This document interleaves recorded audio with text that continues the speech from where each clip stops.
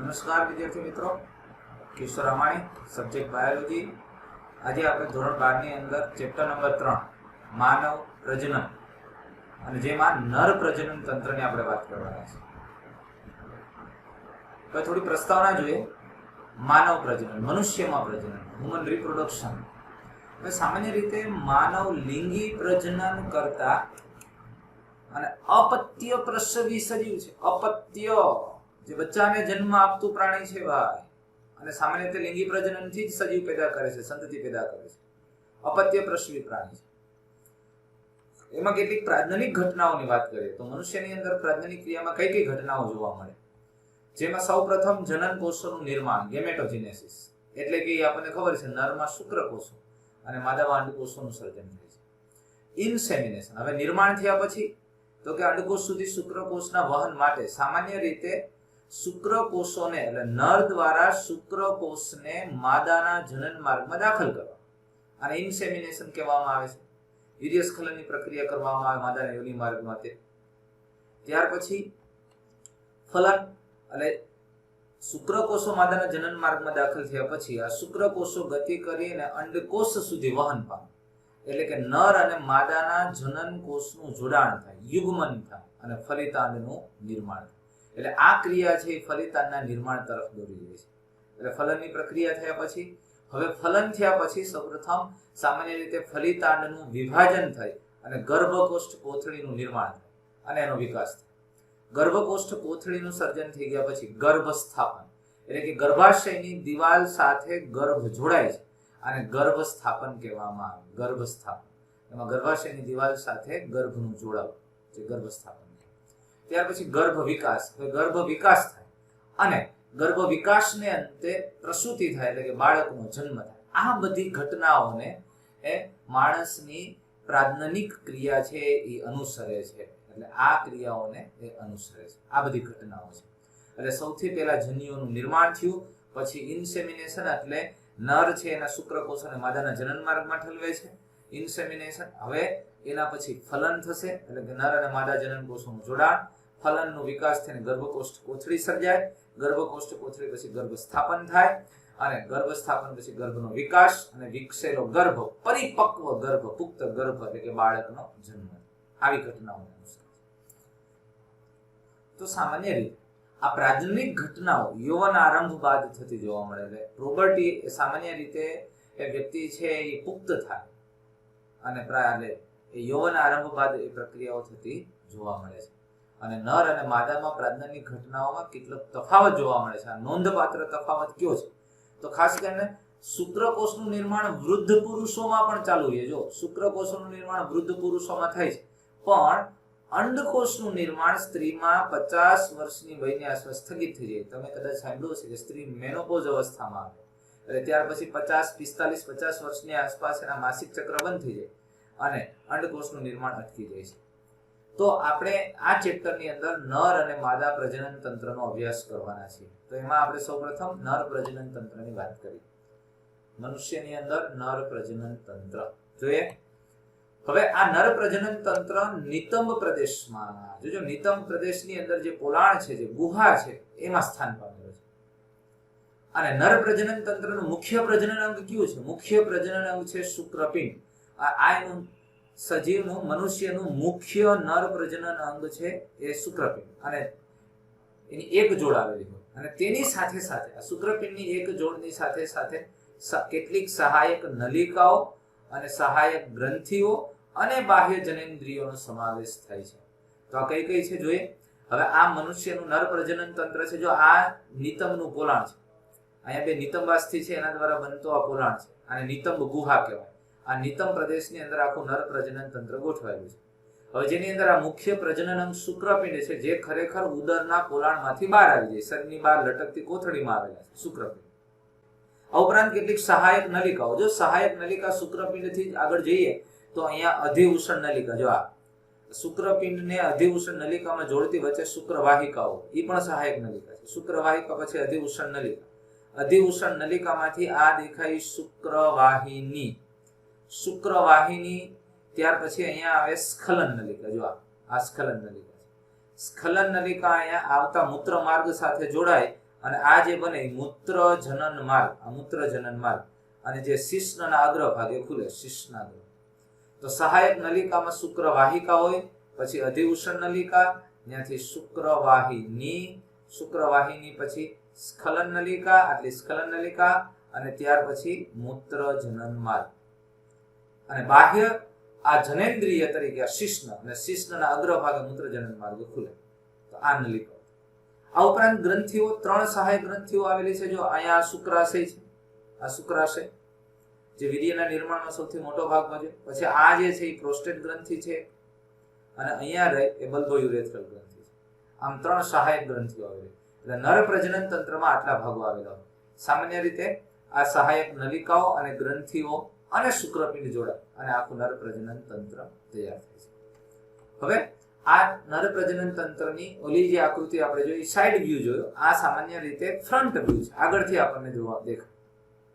આ શિશ્નનો ભાગ છે, આ બે શુક્રપિંડ છે. આ શુક્રપિંડ છે, આમાંથી આધિઉષણ નલિકા સાથે જોડાયેલી શુક્રવાહિકાઓ છે. અને અહીંયા શુક્રોત્પાદક નલિકાઓ, એટલે શુક્રવાહિકા અને શુક્રોત્પાદક નલિકાઓને જોડતી જાલિકામય રચના હોય, જેને જો વૃષણ જાળી કીધી, ટેસ્ટિસ રીટે, એ અહીંયા આવેલી હોય. આપણે આગલી આકૃતિમાં જોશું. આ ટેસ્ટિસ રીટે એટલે વૃષણ જાળી, એટલે શુક્રોત્પાદક નલિકા અને શુક્રવાહિકાને જોડે છે. અને આ શુક્રવાહિકા છે એ અધિવૃષણ નલિકામાં ખુલે. આ અધિવૃષણ નલિકા, અધિવૃષણ નલિકા આગળ લંબાઈને શુક્રવાહિની બનાવે. આ શુક્રવાહિની જો આ મૂત્રાશય છે, આ મૂત્રાશય છે, આમાંથી કિડનીમાંથી આવતી આ મૂત્રવાહિની, એને આમ જો લૂપ બનાવી અને આગળ આવેલા આ શુક્રવાહિની. અને અહીંયા આ બે શુક્રવાહિનીનો પશ્ચ, જો શુક્રવાહિનીનો આ પશ્ચ છેડો ફૂલેલો છે, થોડુંક જાડો છે, અને બે શુક્રવાહિની જોડાઈને સ્ખલન નલિકા બનાવે. અને આ સ્ખલન નલિકા આગળ મૂત્રજનન માર્ગમાં શિશ્ન દ્વારા શિશ્નના અગ્રભાગે ખુલે. પછી આ ગ્રંથિ છે, શુક્રાશય છે, આ પ્રોસ્ટેટ ગ્રંથિ છે, અને આ બલ્બોયુરેથ્રલ ગ્રંથિ છે. આ ત્રણેય ગ્રંથિઓ છે. અને એ પણ એનો સ્ત્રાવ છે એ આ નલિકામાં ખુલે અને શિશ્ન દ્વારા બહાર આવે, જે વીર્ય સ્ખલન તરીકે મુક્ત થાય છે. જે વીર્યના નિર્માણમાં ત્રણેય ગ્રંથિનો સ્ત્રાવ મહત્વનો ભાગ ભજવે છે. એટલે આ ફ્રન્ટ વ્યૂ છે, આકૃતિ દોરવાની છે. હવે શુક્રપિંડની રચના અને શુક્રપિંડ વિશે વાત કરીએ તો સૌપ્રથમ શુક્રપિંડનું સ્થાન. શુક્રપિંડ ઉદર ગુહાની બહાર કોથળી કે જે વૃષણ કોથળી કહેવાય તેમાં આવેલા હોય, તેમાં લટકતા સ્કોટ્રમ શેકમાં આવેલા હોય. આ વૃષણ કોથળી જો શુક્રપિંડ છે, શુક્રપિંડ આ વૃષણ કોથળીમાં આવેલા હોય, આવી રીતે. અને શુક્રપિંડ બે આવેલા હોય છે, જે વૃષણ કોથળીની અંદર વૃષણ કોથળી છે, આવી રીતે એમાં બે શુક્રપિંડ ગોઠવાયેલા ઉદર ગુહાની બહાર. રચનાની વાત કરીએ, આ વૃષણ કોથળીમાં શુક્રકોષ જનન માટે જરૂરી શુક્રપિંડનું નીચું તાપમાન. તો આ સામાન્ય રીતે વૃષણ કોથળીનો અગત્યતા શું છે? શુક્રપિંડની રચના ડિટેલમાં આપણે પછી જોવાના છે. પણ આ શુક્રપિંડ છે એ શુક્રપિંડ વૃષણ કોથળીમાં બહાર શું કરવાના આવ્યા? આવી કેમ રચના થઈ? બહાર શું કરવાના? ઉદર ગુહાની બહાર. અરે ભાઈ, શરીરનું તાપમાન 37 ડિગ્રી છે, એ 37 ડિગ્રી સેલ્સિયસ તાપમાને શુક્રકોષ જનનની ક્રિયા નથી થઈ શકતી સરખી રીતે. શુક્રકોષનું નિર્માણ પ્રોપર નથી થતું. એટલે શુક્રકોષ જનનની પ્રક્રિયા સારી રીતે થઈ શકે એટલે નીચા તાપમાન માટે શરીર કરતા આ વૃષણ કોથળીની અંદર 2 થી 2.5 ડિગ્રી સેલ્સિયસ તાપમાન નીચું હોય, જેથી શુક્રકોષ જનનની પ્રક્રિયા સરળતાથી થાય. એટલા માટે આ શુક્રપિંડ ઉદર ગુહામાંથી બહાર, જો ઉદર ગુહામાં પેલા અંદર જ બન્યા છે, ત્યાંથી બહાર ઉતરી આવ્યા વૃષણ કોથળીમાં, અહીંથી ગુહા મારફત. આ જે ગુહા છે ને, આ કેનાલ, ઉદર ગુહા અને વૃષણ કોથળીને જોડતો જે આ માર્ગ કેનાલ છે ને, એને ઇગ્વિનલ કેનાલ કહેવાય. આવી રીતે ગોઠવેલું છે. હવે દરેક શુક્રપિંડ અંડાકાર, સામાન્ય રીતે રચના અહીંયાથી બેમાં ઉલટ સુલટ થઈ ગયું છે, મિસ્ટેક થઈ ગઈ છે. આ શુક્રપિંડ છે એ અંડાકાર હોય, જો 4 થી 5 સેન્ટીમીટર લાંબુ અને 2 થી 3 સેન્ટીમીટર પહોળું હોય છે. અને એનું કાર્ય શુક્રકોષોનું નિર્માણ કરવું, શુક્રકોષ જનનની પ્રક્રિયા. હવે એની આંતરિક રચના જોઈએ. શુક્રપિંડની ફરતે સઘન અને મજબૂત આવરણ આવેલું હોય, એનાથી આવૃત હોય છે. આ શુક્રપિંડની ફરતે સૌથી બહારની તરફ આવેલું આવરણ, જો આ વૃષણ કોથળીની અંદર શુક્રપિંડ, હવે પર્ટિક્યુલર શુક્રપિંડની આપણે વાત કરીએ છીએ.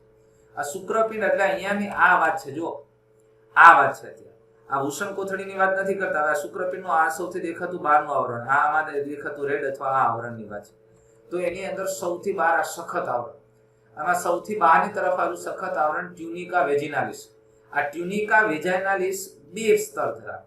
ટ્યુનિકા વેજિનાલિસનું સૌથી બહારનું સ્તર છે, સૌથી બહાર, એને ટ્યુનિકા વેજિનાલિસ પેરાઇટલ કહેવાય, અને અંદર આવેલું છે એને ટ્યુનિકા વેજિનાલિસ વિઝરલ કહેવામાં આવે છે. અંદરનું અંતરંગ સ્તર, અને આ ભીતિસ્થ બહારની તરફ આવેલું છે. એટલે આ ખરેખર છે ને આપણું જે કોષ્ઠાવરણ, દેહ કોષ્ઠાવરણ બને ને એના દ્વારા બનેલું છે, પણ સખત અને મજબૂત બહારની તરફ આવેલું થોડું આવરણ આવેલું. એટલે બહારની તરફ એક સઘન આવરણ, જેમાં ટ્યુનિકા વેજિનાલિસ, અને એમાં બે સ્તર છે, બહારની તરફ એ પેરાઇટલ અને અંદરની તરફ વિઝરલ ટ્યુનિકા વેજિનાલિસ. તેની અંદર અંદરની તરફ અહીંયા જોઈએ તો આ સ્તર જે તમને દેખાય છે એ સ્તર એક ટ્યુનિકા અલ્બ્યુજિનિયા છે. ટ્યુનિકા અલ્બ્યુજિનિયા, અને ટ્યુનિકા અલ્બ્યુજિનિયા એ સામાન્ય રીતે આખું ઘેરાય અને શુક્રપિંડને અનેક ખંડોમાં વિભાજિત કરે છે, અને શુક્રપિંડમાં કેટલીક ખંડિકાઓનું નિર્માણ કરે. આ જે ખંડિકાઓ છે, આ એક શુક્રપિંડની અંદર લગભગ 250 જેટલી ખંડિકાઓ ધરાવે. એટલે શુક્રપિંડ લગભગ આશરે 250 જેટલા ખંડો ધરાવે, જેને શુક્રપિંડીય ખંડિકાઓ કહે છે. જો ટ્યુનિકા વેજિનાલિસ છે ને એ ફરતે ઘેરાયેલું હોય, ખાલી ક્યાં ન હોય તો કે જ્યાં આ વાહિનીઓ અંદર દાખલ થાય છે એટલા જ ભાગમાં ટ્યુનિકા વેજિનાલિસ ના હોય, બાકી આખું ફરતે આવેલું. અને ટ્યુનિકા અલ્બ્યુજિનિયા થોડાક વચ્ચેનો ભાગ, જ્યાંથી શુક્રોત્પાદક નલિકાઓ બહાર નીકળે છે એ વિસ્તારનો ભાગ, અને ત્યાં અલ્બ્યુજિનિયાનું સ્તર ખંડિકાઓનું નિર્માણ કરતું નથી. જો આ સાઈડ એક પાર્શ્વ બાજુ ખંડિકાઓનું નિર્માણ કરે, એક બાજુ ન કરે, પણ ટ્યુનિકા અલ્બ્યુજિનિયા દ્વારા આવા ખંડો બને છે, અને 250 જેટલા શુક્રપિંડની અંદર ખંડો આવેલા હોય. એટલે સૌથી બહાર ટ્યુનિકા વેજિનાલિસ, પછી મધ્યમાં ટ્યુનિકા અલ્બ્યુજિનિયા, જે ખંડિકાઓનું નિર્માણ કરે. એક જ શુક્રપિંડની અંદર લગભગ 250 જેટલા ખંડ, જેને શુક્રપિંડીય ખંડિકાઓ કહેવાય. અને ત્યાર પછી સૌથી અંદરની બાજુ અહીંયા ત્યાં લેયર આવેલું છે, ટ્યુનિકા વેસ્ક્યુલેસા, આવરણ આવેલું, જે રુધિર વાહિની યુક્ત હોય સૌથી અંદર. અને આ ટ્યુનિકા વેસ્ક્યુલોસા છે, રુધિર વાહિની યુક્ત સ્તર છે. અને ત્યાર પછી એમાં શુક્રોત્પાદક નલિકા. હજુ આ દરેક ખંડની અંદર ટ્યુનિકા અલ્બ્યુજિનિયાના આવરણ પછી ટ્યુનિકા વેસ્ક્યુલોસા, અને ત્યાર પછી એમાં શુક્રોત્પાદક નલિકા. આ જે નળીઓ દેખાય ને બધી શુક્રોત્પાદક નલિકાઓ છે. એક ખંડની અંદર લગભગ 2 થી 3, આમ તો 1 થી 3 આવી શુક્રોત્પાદક નલિકાઓ આવેલી હોય. હવે આ શુક્રોત્પાદક નલિકાઓનું કાર્ય શું? તો કે જો આ શુક્રકોષ ઉત્પન્ન કરે છે. એટલે દરેક ખંડિકા 1 થી 3 શુક્રકોષ ઉત્પન્ન કરતી ખૂબ જ ગૂંચળામય શુક્રોત્પાદક નલિકાઓ ધરાવે. આ બધી શુક્રોત્પાદક નલિકા, દરેક ખંડની અંદર 1 થી 3 આવી શુક્રોત્પાદક નલિકાઓ આવેલી, જે શુક્રકોષોનું નિર્માણ કરે છે. હવે તમે વિચારજો, આ શુક્રોત્પાદક નલિકાઓ બધી ભેગી થઈ, તમે સમજો, આ શુક્રોત્પાદક નલિકાઓ ભેગી થઈ અને જો અહીંયા એક જાળીની રચના કરે, આને વૃષણ જાળી, રીટેટેસ્ટિસ કહેવામાં આવે. રીટેટેસ્ટિસ વૃષણ જાળી કહેવાય. અને આ વૃષણ જાળી, એટલે બધી જ શુક્રોત્પાદક નલિકાઓ ભેગી થઈને વૃષણ જાળી બનાવે, અને આ વૃષણ જાળી છે એ શુક્રવાહિકાઓમાં ફેરવાય, અને શુક્રવાહિકા આગળની નલિકા અધિવૃષણ નલિકામાં ખુલે. જો આ અધિવૃષણ નલિકા સમજમાં આવે? એટલે આ બધી શુક્રોત્પાદક નલિકાઓ ભેગી થઈને શું બનાવે છે? રીટેટેસ્ટિસ. દરેક શુક્રોત્પાદક નલિકા તેની અંદરની બાજુએ 2 પ્રકારના કોષો ધરાવે છે, નર જનન કોષ અથવા તો આદિ શુક્રકોષ, અને બીજો પ્રકાર છે સર્ટોલી કોષ. હવે જોઈએ, આ સામાન્ય રીતે શુક્રપિંડની આંતરિક રચના છે. આ બધી શુક્રોત્પાદક નલિકાઓ છે. આ શુક્રોત્પાદક નલિકાનો તમે છેદ લ્યો તો આવું થાય. આ શુક્રોત્પાદક નલિકા એક, બીજી અહીંયા હોય, ત્રીજી અહીંયા હોય, ચોથી અહીંયા હોય, એની વચ્ચેનો આ વિસ્તાર એને આંતરાલીય વિસ્તાર કહેવાય. ત્યાં આવેલા કોષોને આંતરાલીય કોષો કહેવાય. આ શુક્રોત્પાદક નલિકામાં 2 પ્રકારના કોષો, આદિ શુક્રકોષ અથવા તો નરજનન કોષો અને સર્ટોલી કોષો. હવે જો આ શુક્રોત્પાદક નલિકાને વધુ મોટી કરીને આપણે જોઈએ એટલે આપણને આવી દેખાય. આ શુક્રોત્પાદક નલિકાનું બહારની બાજુ આવેલું મેમ્બ્રેન સ્તર છે, અને એમાં આવેલા આ કોષો છે. આ કોષો 2 પ્રકારના, આ બધા જનન કોષો છે, આ બધા જનન કોષો, અને વચ્ચે એમાં સર્ટોલી કોષો. એટલે જનન કોષો અને સર્ટોલી કોષો, આ નર જનન કોષો, અને આ મોટો કોષ દેખાય સર્ટોલી કોષ. હવે આ નર જનન કોષો છે ને એ સામાન્ય રીતે શુક્રકોષ નિર્માણની ક્રિયા કરે છે, અને જ્યારે સર્ટોલી કોષ છે ને તો આ નર જનન કોષ અને વિકાસ પામેલા શુક્રકોષને પોષણ પૂરું પાડે છે. આ સર્ટોલી કોષો જો એવા ખાંચા ધરાવે છે જેમાં નર જનન કોષો અંદર ખૂંચે છે, ગોઠવાય છે, અને સર્ટોલી કોષમાંથી પોષણ મેળવે છે. એટલે સર્ટોલી કોષો આ આદિ શુક્રકોષ અને નર જનન કોષોને પોષણ પૂરું પાડે છે, અને શુક્રકોષો પણ એમાં ગોઠવાઈને પોષણ મેળવે. નરજનન કોષ અર્ધીકરણને અંતે શુક્રકોષના નિર્માણ તરફ દોરી જાય, જ્યારે સર્ટોલી કોષ જનન કોષને પોષણ પૂરું પાડે છે. શુક્રોત્પાદક નલિકાના બહારના ભાગને આંતરાલી અવકાશ કહેવાય. જો આ શુક્રોત્પાદક નલિકાઓ છે, શુક્રપિંડનો આડો છે તો આવો આવે, આ માઇક્રોસ્કોપિક રચના. આ શુક્રોત્પાદક નલિકાઓનું પોલાણ છે, અંદરનો ભાગ છે. હવે આ એક શુક્રોત્પાદક નલિકા, આ બીજી શુક્રોત્પાદક નલિકા, એની વચ્ચેનો જે અવકાશ છે એને આંતરાલીય અવકાશ કહેવાય. એમાં આવેલા કોષોને આંતરાલીય કોષો. હવે બહારનો ભાગ આંતરાલીય અવકાશ કહેવાય, જે નાની રુધિરવાહિની અને આંતરાલીય કોષો ધરાવે છે. આંતરાલીય કોષોનું બીજું નામ છે લેડિંગના કોષો. 11મા ધોરણમાં અંતઃસ્ત્રાવ વાળા ચેપ્ટરમાં ભણી ગયા છે. આંતરાલીય કોષો અથવા લેડિંગના કોષો શુક્રોત્પાદક નલિકાની વચ્ચે વચ્ચે આવેલા. હવે લેડિંગના કોષો એન્ડ્રોજન્સ, અરે યાર એન્ડ્રોજન્સ દોસ્ત આવડે કે સાહેબ ખબર જ હોય, આમાં તો આવું ચેપ્ટર તો ભૂલાય જ નહીં. એન્ડ્રોજન્સ નર જાતીય અંતઃસ્ત્રાવ. આ લેડિંગના કોષો અથવા આંતરાલીય કોષો આ નર જાતીય અંતઃસ્ત્રાવનો સ્ત્રાવ કરે અથવા તેનું સંશ્લેષણ કરે છે. અને આ ઉપરાંત આ અન્ય રોગ પ્રતિરક્ષા માટે પણ સક્ષમ હોય છે, એના માટે પણ ઉપયોગી છે. અન્ય રોગ પ્રતિરક્ષા માટે પણ સક્ષમ કોષો, અહીંયા બીજા કોષો પણ કેટલાક હાજર હોય છે અને જે પ્રતિકારક તંત્ર સંબંધિત કાર્ય સાથે સંકળાયેલા. હવે કેટલીક આપણે આ જ ટોપિક બધા જોવા છે, પણ એક્સ્ટ્રા પોઈન્ટ નીટ માટે જોવું છે. કેટલીક વધારાની માહિતી જે વધુ ડિટેલમાં આપણે લઈ જઈએ છીએ, આની નાની વાત કરવી છે અને થોડી વધુ ડિટેલ. અને એક બહુ બાબત સ્પષ્ટ કરી દઉં છું દોસ્તો, અહીંયા આપણે માત્ર ભણીએ છીએ. અહીંયા કોઈ પણ, જો તમે પ્રજનન તંત્ર ભણો છો, જે બાકીના અંગો ભણો છો એ જ રીતે આ અંગો ભણવાના છે. એટલે મગજની અંદર કોઈ પણ પ્રકારના ખોટા કે નેગેટિવ વિચાર કર્યા વગર એક સામાન્ય રીતે ભણવા અને શીખવાની વૃત્તિથી જ આપણે સમજશું અને ભણશું. અને ક્યાંય પણ કોઈ પણ પ્રકારની આકૃતિ, ઇમેજ અને ખોટી રીતે મગજમાં લેવાની થતી નથી. અને સમજવા માટે, ઇન્ફોર્મેશન માટે, માહિતી માટે, જેમ શરીરના બાકીના અંગો છે એ જ રીતે આપણે પ્રજનન તંત્રને પણ સમજવું જોઈએ અને ભણવું જોઈએ. તો કેટલાક એક્સ્ટ્રા પોઈન્ટ આપણે જોઈએ નીટના. પ્રજનન અંગોનો વિકાસ. સામાન્ય રીતે ગર્ભ વિકાસ દરમિયાન શુક્રપિંડ અને અંડપિંડ, શુક્રપિંડ અને અંડપિંડ મધ્ય ગર્ભસ્તરમાંથી વિકાસ પામે છે. અને આ ખરેખર ગર્ભાવધિ કાળ દરમિયાન, જ્યારે માતાના ગર્ભની અંદર બાળક વૃદ્ધિ પામે છે, વિકાસ પામે છે, એ દરમિયાન એ ઉદર ગુહામાં જ, એટલે વિકસતા ગર્ભના પેટની અંદર ઉદર ગુહામાં જ વિકાસ પામે છે. જન્મના સમયે શુક્રપિંડ વૃષણ કોથળીમાં ઉતરી આવે છે. જો નરની અંદર શુક્રપિંડ જન્મ સમયે, જો જ્યાં સુધી માતાના ગર્ભની અંદર બાળકનો વિકાસ થાય છે ત્યારે શુક્રપિંડ તો પેટમાં જ, ઉદર ગુહામાં જ, પણ બાળકના જન્મના થોડા સમય પહેલા અથવા જન્મ સમયે શુક્રપિંડ વૃષણ કોથળીમાં ઉતરી આવે છે. પરંતુ અંડપિંડ તો ઉદર ગુહામાં જ રહે. સ્ત્રીમાં અંડપિંડ ઉદર ગુહામાં જ રહે, પણ શુક્રપિંડ વૃષણ કોથળીમાં ઉતરી આવે. હવે આંતરિક રીતે વૃષણ કોથળી ડાર્ટો સ્નાયુ અથવા તો સ્પર્મેટિક ફેશિયા દ્વારા આવૃત હોય છે. હવે જો આ સામાન્ય રીતે આપણે જોઈએ, આ શુક્રપિંડની આ વૃષણ કોથળીનું સ્તર છે, આ ત્વચાનો ભાગ છે, આ યલોઇશ દેખાય. પછીનો જે સેજ આ જે રેડિશ ઉપર દેખાય તમને, સ્કિન જેવો ભાગ રેડિશ ઉપર, એ ડાર્ટોસ મસલ છે, સ્નાયુ છે, જે સામાન્ય રીતે વૃષણ કોથળીની દિવાલનો ભાગ છે, ડાર્ટોસ સ્નાયુ. અને ત્યાર પછી તમને જે આવરણ દેખાય, વ્હાઇટ કલરનું કવર દેખાય, એ વ્હાઇટ કલરનું કવર એ સ્પર્મેટિક ફેશિયા છે. સ્પર્મેટિક ફેશિયા એ શુક્રપિંડ રજૂની ઉપર આવેલું આવરણ છે. હવે ડાર્ટોસ સ્નાયુ અને વૃષણ કોથળીમાં ઠંડીની ઋતુમાં તાપમાન જાળવવામાં મદદરૂપ થાય. હવે ક્યાં મદદરૂપ થાય? એટલે સામાન્ય રીતે શુક્રપિંડનું તાપમાન વધુ નીચું થઈ જાય તો પ્રક્રિયાનો દર નીચો થઈ જાય, શુક્રકોષ જનનની ક્રિયા ધીમી થઈ જાય. તો ઠંડીની ઋતુમાં એ સ્નાયુ સંકોચાય, એટલે જો વૃષણ કોથળી છે એ સંકોચાય અને ઉદર ગુહા તરફ ધકેલાય, ખેંચાય. અને ગરમ ઋતુમાં એ શિથિલ બને, એટલે કે એનું ટેમ્પરેચર થોડુંક જળવાઈ રહે, નીચું રહે, એ જરૂરી છે. એટલે ઠંડીની ઋતુ અને ગરમ ઋતુમાં એને એડજસ્ટ કરવાનું કામ આ ડાર્ટોસ સ્નાયુ કરે, અને જે વૃષણ કોથળીની દિવાલમાં આવેલા છે. ત્યાર પછી ક્રેમેસ્ટર સ્નાયુ વૃષણ કોથળી અને ઇગ્વિનલ નલિકાની અંદરની દિવાલમાં આવે.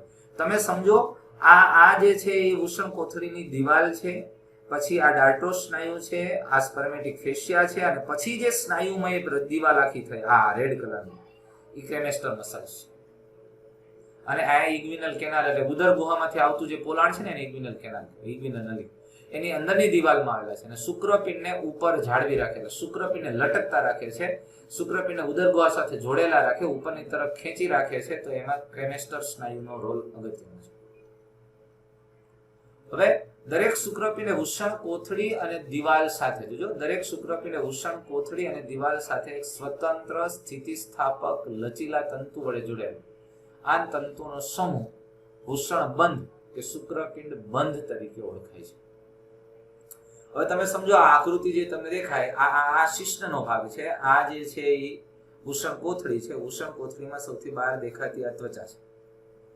આ ચામડીની નીચે અહીંયા જે આ લેયર છે, એક પછી એક સ્તર, જો આટલા બધા સ્તર હોય આમાં. આ સ્તર છે એ ડાર્ટોસ ફેશિયા અથવા તો ડાર્ટોસ મસલ્સ, ડાર્ટોસ સ્નાયુ છે. એના પછીનું સ્તર છે એ આપણે જે શુક્રપિંડ રજ્જુ વાળો ભાગ કહીએ છીએ. શુક્રપિંડ રજ્જુની નીચે ક્રેમેસ્ટર મસલ્સ. આ ક્રેમેસ્ટર મસલ્સ પછીનો જે ભાગ રહ્યો આખો એ શુક્રપિંડ બંધ વાળો ભાગ. પણ સામાન્ય રીતે શુક્રપિંડ બંધ સીધો એમ નથી, પણ આ શુક્રપિંડ છે ને, એ શુક્રપિંડ આ વૃષણ કોથળીનું જે અંદરનું સ્તર છે એની સાથે કેટલાક બંધ દ્વારા જોડાયેલું, અને એની અંદર લચીલા તંતુ એટલે સ્થિતિસ્થાપક તંતુ એ સામાન્ય રીતે પ્રોટીન, એટલે બે પ્રકારના પ્રોટીન આપણને ખબર, ઇલાસ્ટિન પ્રોટીન અને કોલાજન પ્રોટીન યુક્ત રચનાઓ દ્વારા આ દિવાલ સાથે જોડાયેલું. અને અહીંયા શુક્રપિંડ બંધ આમાં વચ્ચેની તરફ આવી ગયું, જે આપણને નથી દેખાતો, પણ વૃષણ કોથળી અને દિવાલ સાથે સ્વતંત્ર અને સ્થિતિસ્થાપક લચીલા તંતુઓ વડે જોડાયેલો. આ તંતુનો સમૂહ વૃષણ બંધ અથવા શુક્રપિંડ બંધ. આ શુક્રપિંડની રચના આ વૃષણ કોથળીની દિવાલ સાથે અહીંયા એક ફાઈબર તંતુઓના જાળા દ્વારા જોડાયેલો, જેની બેક સાઈડ છે, અહીંથી આપણે ક્લિયર નહીં દેખાય, એની સાથે જોડાયેલ હોય છે. એને શુક્રપિંડ બંધ કહેવાય અથવા વૃષણ બંધ કહેવાય. હવે દરેક શુક્રપિંડ શરીરની પૃષ્ઠ દિવાલ સાથે, જોજો, શરીરની પૃષ્ઠ દિવાલ, આપણા પેટના ભાગમાં ઉદરગુહ પૃષ્ઠ દિવાલ એટલે પીઠનો ભાગ થાય, તો આ પૃષ્ઠ દિવાલ સાથે ઉદર ગુહામાં જોડાયેલો જે શુક્રપિંડ રજ્જુ તરીકે ઓળખાય. હવે આ ઉદર ગુહામાંથી તમે સમજો, આ શુક્રપિંડ અહીંયા લટકતા છે ને, જો આ આખો રહ્યો ને, આને શુક્રપિંડ રજ્જુ કહેવાય, સ્પર્મેટિક કોર્ડ. અને આ ઉપલો ભાગ એને આ ક્રેમેસ્ટર મસલ્સની ઉપર એની સ્પર્મેટિક ફેશિયા આવેલું. તો આ આખાને આખું જે આવરણ છે એને કહેવાય સ્પર્મેટિક કોર્ડ. એ દિવાલ સાથે, હવે તમે જો, પૃષ્ઠ દિવાલથી લઈને તાણીઓ આખા શુક્રપિંડને લટકતા રાખે, ક્રેમેસ્ટર મસલ્સની સાથે આખું જે ફરતે આવરણ છે એને શુક્રપિંડ રજ્જુ કહેવાય. સમજાય છે? તો આ સ્પર્મેટિક કોર્ડ કહેવાય, જે શરીરની ઉદર ગુહાની પૃષ્ઠ દિવાલ સાથે જોડાયેલ છે. ત્યાંથી તાણીયા છેક શુક્રપિંડ સુધી લંબાયેલા છે. અને આ રજ્જુ ઇલાસ્ટિન તંતુ અને સ્પર્મેટિક ફેશિયા દ્વારા બનેલું. એટલે આની અંદર પ્રોટીન તંતુ, ઇલાસ્ટિન પ્રોટીન એટલે સ્થિતિસ્થાપક, અને સ્પર્મેટિક ફેશિયાનું આવરણ છે કોલાજન પ્રોટીન યુક્ત હોય છે, એનું બનેલું હોય છે. મેં તમને કીધું ને, સ્પર્મેટિક ફેશિયા અને ઇલાસ્ટિન તંતુ યુક્ત રચના છે આ શુક્રપિંડ રજ્જુની. આ રજ્જુમાં હવે એની અંદર શું શું આવેલું? શુક્રપિંડ રજ્જુ તમે આખું જે છે, આખી કેનાલ જેવો ભાગ, આખી પાઇપલાઇન આવે છે, એ પાઇપલાઇનની અંદર જુઓ તો શું હોય? તો એની અંદર શુક્રવાહિની ગઈ હોય, જનનપિંડમાંથી જાતી બહાર જતી શિરા હોય, અહીંયા રુધિર લઈ આવતી ધમની હોય, એમાં આવતી ચેતા હોય, લસિકા હોય, આ બધું આવેલું હોય આ રજ્જુમાં. એટલે શુક્રપિંડ રજ્જુમાં શું આવેલું હોય? તો કે આ રજ્જુમાં શુક્રવાહિની, જનનપિંડ શિરા, જનનપિંડ ધમની, જનનપિંડ ચેતા અને લસિકાનો સમાવેશ થાય છે. તો ભ્રૂણીય અવસ્થા દરમિયાન આપણે આગળ કીધું એમ શુક્રપિંડ ઉદર ગુહામાં વિકસે છે અને જન્મ સમયે તે વૃષણ કોથળીમાં ઉતરી આવે. પહેલા અહીંયા ઉદર ગુહામાં જોઈએ, પછી વૃષણ કોથળીમાં ઉતરી આવે છે. પરંતુ જન્મ સમયે જો આવા શુક્રપિંડ વૃષણ કોથળીમાં ઉતરી આવે નહીં અને ઉદર ગુહામાં જ રહે, તો આ સ્થિતિને ક્રિપ્ટો ઓર્કિડિઝમ કહેવાય. શું કહેવાય એને? ક્રિપ્ટો ઓર્કિડિઝમ. અને આવા શુક્રપિંડ વિકાસ પામતા અને ચોક્કસ કાર્ય કરી શકતા નથી. જો એ ઉદર ગુહામાં હું એને કામ કે ભાઈ શુક્રકોષ પેદા કરવાનું, એ કામ કરી શકતા નથી, કારણ કે અહીંયા તાપમાન વધારે રહેશે અને એટલે ચોક્કસ, અને એટલે તેમાં ગંભીર રોગ થાય છે અને એક તો નપુંસકતા આવે. અને આર્ટિયોપેક્સી, બાળપણમાં જ્યારે આ શુક્રપિંડને સર્જરી વડે વૃષણ કોથળીમાં લઈ આવવામાં આવે, ઉતારવામાં આવે, ડોક્ટર દ્વારા સર્જરીની મદદથી એને ઉદર ગુહામાંથી વૃષણ કોથળીની અંદર લાવવામાં આવે, તેને આર્ટિયોપેક્સી કહેવામાં આવે. કેસ્ટ્રેશન. હવે જો સામાન્ય રીતે શુક્રપિંડને કાઢી નાખવા, અથવા આપણે સામાન્ય રીતે ખેતી કામમાં આપણે બળદનો ઉપયોગ કરીએ છીએ. આમ તો ગાયનું નર પ્રાણી એની જાતિમાં એટલે આખલો આપણે કહીએ, સાંડ. પણ આ આખલો છે એ ખૂબ જ શક્તિશાળી અને આક્રમક હોય, પણ એ પ્રાણીને ખેતીવાડીમાં હેન્ડલ કરવું અઘરું થઈ પડે. એટલે સામાન્ય રીતે એ આખલામાંથી બળદ બનાવવાની ક્રિયા, એટલે શું ખરેખર એ જ્યારે નાનો હોય, એ વાછરડા હોય ત્યારે એટલે એ ઉંમરમાં એને બાળપણમાં એના શુક્રપિંડને કાઢી નાખવામાં આવે. આપણે ત્યાં સામાન્ય રીતે દેવી પૂજક લોકો છે ને એ શુક્રપિંડ છે એને ચગદી નાખે. આમ તમે જો ને તો પેલા આપણે ખેડૂતને ત્યાં આ વાછરડા હોય ને વાછરડા, તો એ જે નર પ્રાણી છે એના શુક્રપિંડ ઉપર આ દાંતરડીથી અથવા તો ચાકાથી કાપો મારી અને એને ચગદી નાખે એટલે શુક્રપિંડને નાશ કરે અને એટલે એ પ્રાણી બળદમાં રૂપાંતરિત થાય. કારણ કે એના શરીરમાં ટેસ્ટોસ્ટેરોનની માત્રા ઘટી જાય અને ટેસ્ટોસ્ટેરોનનું પ્રમાણ ઘટી જાય એટલે એ પ્રાણીથી થોડું આજ્ઞાકારી થાય, એટલે એ જે આક્રમકતા છે એની ઘટી જાય અને એટલે ખેતીવાડીમાં ઉપયોગ કરવો સહેલો. અને આ ઉપરાંત ઇગ્વિનલ કેનાલ અથવા તો નલિકા મારફતે વૃષણ કોથળી ઉદર ગુહા સાથે જોડાયેલી હોય છે અને આ માર્ગ દ્વારા વૃષણ કોથળીમાં શુક્રપિંડ જન્મ સમયે ઉતરી આવે. આ ઉદર ગુહા છે, ઉદર ગુહામાંથી શુક્રપિંડ આ ઇગ્વિનલ કેનાલ મારફતે ઉતરી આવ્યા છે. અને ઉદર ગુહા અને શુક્રપિંડના પોલાણને જોડતા માર્ગને ઇગ્વિનલ નલિકા અથવા ઇગ્વિનલ કેનાલ કહેવાય. આ આવી રીતે હોય, જુઓ અહીંથી આ પેટના ભાગમાંથી પોલાણ અહીંથી શરૂ થઈને નલિકા અહીંયા સુધી લંબાઈ આને ઇગ્વિનલ કેનાલ કહેવાય. આમાં શુક્રપિંડ રજુ આવેલા હોય અને શુક્રપિંડ રજુની અંદર બધું હોય. એટલે શું હોય? શુક્રવાહિની હોય, શુક્રપિંડને રુધિર પહોંચાડતી ધમની હોય, રુધિર લઈ જતી શિરા હોય, ચેતા હોય, લસિકા હોય વગેરે. અને નરમાં ઇગ્વિનલ નલિકા મારફતે શુક્રપિંડ રજુ પસાર થાય. તો આપણે હમણાં જ વાત કરી એ પ્રમાણે તો અહીંયા સુધી રાખીએ છીએ. નેક્સ્ટ નર પ્રજનન તંત્રમાં જ આગળ વાત કરશું. હવે સહાયક નલિકાઓ, નર પ્રજનન તંત્રની સહાયક નલિકા. આપણે આ વિડીયોની અંદર નર પ્રજનન તંત્રનું મુખ્ય પ્રજનન અંગ શુક્રપિંડ અને શુક્રપિંડની આંતરિક રચનાની વાત કરી. હવે આપણે એની સહાયક નલિકાઓની વાત કરશું.